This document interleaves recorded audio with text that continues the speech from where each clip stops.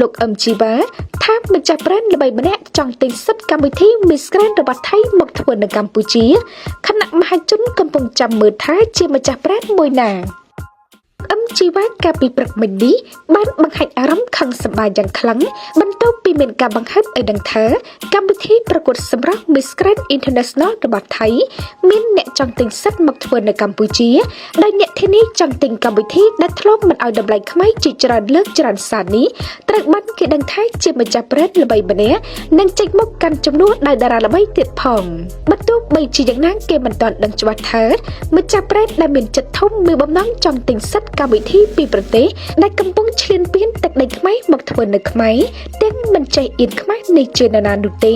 ខណៈលោកអឹមជីវ៉ាក៏កំពុងចង់ស្គាល់មុខអ្នកទិញសិទ្ធិកម្មវិធីនេះដូចគ្នាដោយតាមសម្ដីលោកអឹមជីវ៉ានៅព្រឹកថ្ងៃទី24ខែមិថុនានេះបានសរសេររៀបរាប់ថា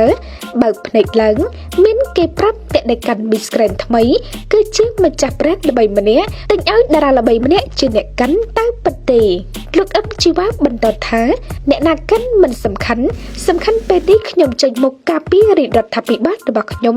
ដែលត្រូវបានម្ចាស់ Miss Grand International ប្រមាថមើងងាយហើយបានម្ចាស់ brand ល្បីនោះនៅតែយកកម្មវិធីនេះមកទៀតស្មើនឹងចូលរួមមើងងាយរាជរដ្ឋាភិបាលដោយពួកសៀមដូចគ្នា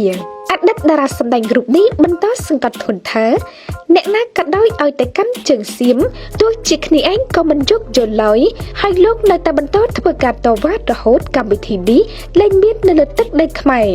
នេះមិនមែនជាលើកទី1ដែលលោកអឹមជីវ៉ាបង្ហោះសារបែបនេះជាក់ស្ដែងកាលពីប្រហែលថ្ងៃមុននេះលោកបានបង្ហោះសារដែលថាចង់ស្គាល់មុខអ្នកទិញសិទ្ធិកម្មវិធីពីបុគ្គលដែលមើងងាយខ្មែរនេះមកធ្វើទៀតនៅពេលណា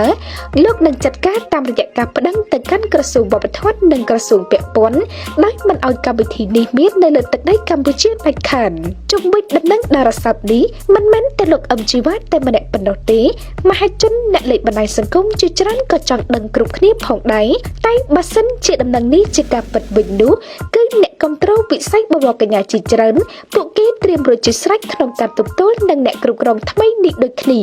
ងាកមកលោកអឹមជីវ៉ាវិញក៏បានបង្ហាញចំណាប់អារម្មណ៍របស់ខ្លួនចំពោះពាក្យចចាមអារ៉ាមមិនដឹងថាជារឿងពិតឬយ៉ាងណានោះទេព្រោះក៏មិនទាន់ដឹងច្បាស់ប៉ុន្តែលោកបានបញ្ជាក់ថាបើជាកូនខ្មែរណាហ៊ានទិញសិទ្ធិកម្មវិធីនេះយកមកធ្វើនៅកម្ពុជាលោកក៏មិននៅស្ងៀមដូចគ្នា